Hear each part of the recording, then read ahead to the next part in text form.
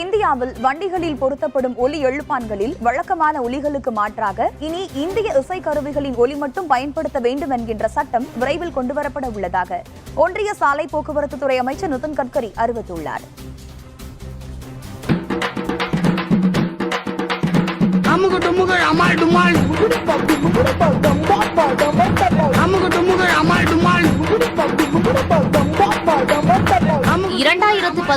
ஆண்டு ஒன்றியத்தில் முதல் முறையாக ஓரளவு பெரும்பான்மையுடன் ஆட்சி அமைத்தது பாஜக.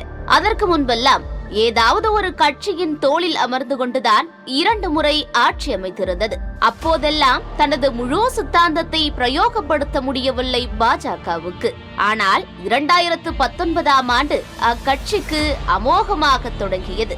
அசுர பலத்துடன் ஒன்றிய அரசின் ஆட்சியை பிடித்தவுடன் அவ்வப்போது தனது சித்தாந்தம் என்னவென்பதை காட்டி வந்த பாஜக இப்போது மாநிலங்களவையிலும் பெரும் பலம் பெற்று வருவதால் முழு சந்திரமுகியாகவே மாறிவிட்டதோ என எண்ண தோன்றுகிறது. 2019இல் ஆட்சி பொறுப்பேற்றவுடன் தான் நினைக்கும் சட்டங்களை எல்லாம் நிறைவேற்றி வருகிறது பாஜக. முத்தலாக் தடை, குடியுரிமை திருத்தம் உள்ளிட்ட சட்டங்களை நிறைவேற்றிய போது நாடு முழுவதும் போராட்டங்கள் வெடித்தன. பாஜக அரசு கண்டுகொள்ளவே இல்லை. 3 வேளாண் சட்டங்கள் கொண்டு வந்ததை எதிர்த்து 300 நாட்கள் கடந்து டெல்லியில் விவசாயிகள் போராடி வருகிறார்கள். இதையும் ஒன்றிய அரசு கண்டுகொள்ளவில்லை. கண்டதே காட்சி, கொண்டதே கோலம் என்கிற ரீதியில் தனிய தர்பார் நடத்தி கொண்டிருக்கிறார்கள். இந்த நிலையில் மற்றொரு சட்டத்தை கொண்டு வரப்போவதாக அறிவித்திருக்கிறார் ஒன்றிய சாலை போக்குவரத்து துறை அமைச்சர் நிதின் கட்கரி. நாட்டில் இயக்கப்படும் ஆம்புலன்ஸ்கள் மற்றும் காவல்துறை வண்டிகளின் சைரன் சத்தத்தை கேட்டால் அவருக்கு எரிச்சல் வருகிறதாம். அதனால் அந்த சத்தத்திற்கு பதில் இந்திய இசைக்கருவிகளின் ஒலியை, அதாவது ஆல் இண்டியா ரேடியோவில் ஒளிபரப்புவதை போல் இனிமையான ஒலியை பயன்படுத்துவது குறித்து யோசனை மேற்கொண்டு வருவதாக அவர் கூறியுள்ளார். அதோடு நாடு முழுவதும் ஓடும் கார், இருசக்கர வண்டிகளில் உள்ள ஒலிப்பான்களின் ஒலியை கூட மாற்றப் போவதாக அறிவித்திருக்கிறார் மாண்புமிகு நிதின் கட்கரி. மாற்றினா அந்த அளவுக்கு பார்த்தீங்கன்னா யாருக்கும் எக்ஸ்போஜர் இருக்காது.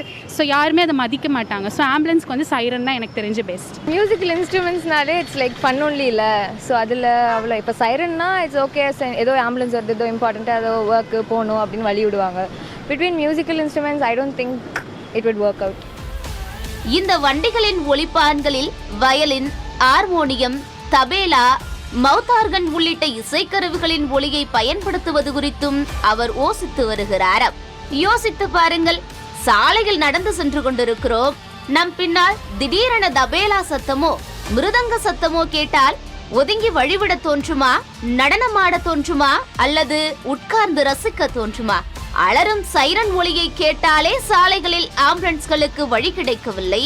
இதில் ஆம்புலன்ஸ் வாகனங்களில் இருந்து வயலின் வழிவதை கேட்டால் எப்படி இருக்கும்? ஆம்புலன்ஸ்ல ஏதோ தபேலா அப்படி இப்படின்னு சொல்றாங்க. ஆம்புலன்ஸ்னா ஆம்புலன்ஸ் மாதிரி தான் ஒயின்னு கத்தின்னு போக முடியும். திடீர்னு ஒரு சாங் போல டம்பரப் வச்சுன்னு போனா என்னதான் ஆகுது சொல்லி ரோட்ல இருக்கிறவங்க ஏதோ சாவு வருதுன்னு நினைக்க மாட்டாங்க. ஏதோ சவுண்டு வந்தால் தொட்டு கும்பிட்டு நானே கூட சரி சிக்னல் நான் இருந்தேன்னா ஏதோ ஆம்புலன்ஸ் முடியாதவங்க போகிறாங்க நினச்சி தொட்டுக்கும் போகிறேன். இதே ஒரு சாவு மூலம் டபுள் கிபிள் எதனா வந்துச்சுன்னா அதை கச்சேரி பண்ண வரேன்னு நினைக்க மாட்டாங்க. நீங்களே சொல்லுங்கள், இதெல்லாம் மாற்ற சொன்ன எப்படி? ஏதோ மரியாதை இருக்கணும். நம்ம நாட்டில் என்ன இசைக்கருவி இது? சட்டி டோல் தான் இருக்குது. நம்மளுக்கு தெரிஞ்சது பல்லாங்குயெல்லாம் வச்சுன்னு நான் கச்சேரி அவசிய போகிறேன். நாங்கள் சொல்லு இதோ பாருங்க சவுண்டு கேட்குது, ஒயின்னு கேட்குது. இது போலீஸ் ஆம்புலன்ஸ் ஆனால் கேட்டால் நான் போலீஸ்ன்னு வைத்தேன். தெரிஞ்சிடும். ஏன்னா அங்கே புச்சின்னு போயிடுவாங்க. இப்போ உனக்கு போலீஸ் வருது, டபுள சவுண்டு டம்முக்கு வந்தா நீ எப்படி தடி? நான் சாவு நினைச்சு நீ உட்காந்து இருப்ப மந்தமா உன்னை இப்படி பூச்சின்னு போயிடுவாங்க. அதான் கதை. இப்போ புதுசாக புல்லாங்கல்லாம் வச்சிங்கன்னா கலாய்ப்பாங்க முதல்ல, அப்புறமா தான் யோசிப்பாங்க. அதனால அதெல்லாம் வேணாம், முதல்ல அந்த வயலன்ஸ் அப்படியே நல்லா இருக்கு, அதனால அதே ஓகே. இப்போ டப்புன்னு விட்டாங்கன்னு வச்சுங்க, ஏதோ ட்ரம்ஸ் போட்டு ஏதோ ஜாலியாக என்ஜாய் பண்ணிட்டு தான் வராங்க.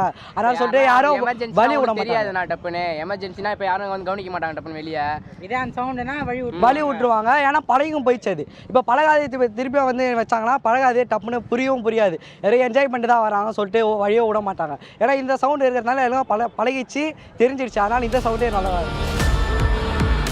நாட்டுக்கும் நாட்டு மக்களுக்கும் பயன்படும் வகையில் சட்டங்களையும் சட்ட திருத்தங்களையும் கொண்டு வருவதில் தவறில்லை.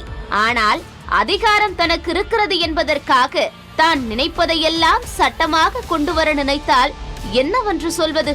நாட்டில் தீர்க்க வேண்டிய எவ்வளவோ பிரச்சனைகள் உள்ளன.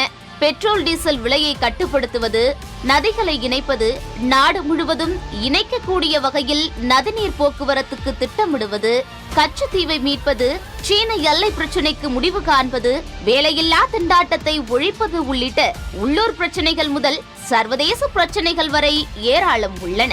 ஆனால் இவர்களுக்கு அவற்றை பற்றியெல்லாம் யோசிக்க நேரமில்லை போலும். உலகம் முழுக்க கார்கள், பேருந்துகள், லாரிகள் என எல்லா வண்டிகளுக்கும் ஒரே விதமான காரன்கள் தான் பயன்படுத்தப்படுகின்றன. அப்படி இருக்க மாண்புமிகு நிதின் கட்கரி சொல்வதை போல் சட்டம் வந்துவிட்டால் சாலைகள் எல்லாம் நடனகலா சாலைகளாக மாறுவதற்கு வாய்ப்புள்ளது.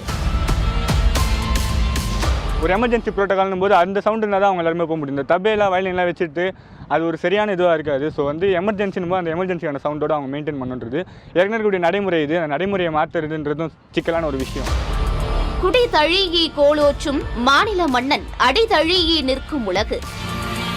எல்லா விதத்திலும் குடிமக்களின் கருத்துக்களை அறிந்து அதன்படி முடிவெடுத்து ஆட்சி செய்யும் மன்னவனை உலக மக்கள் அடிதொட்டு வணங்குவர் என்கிறார் வள்ளுவர்.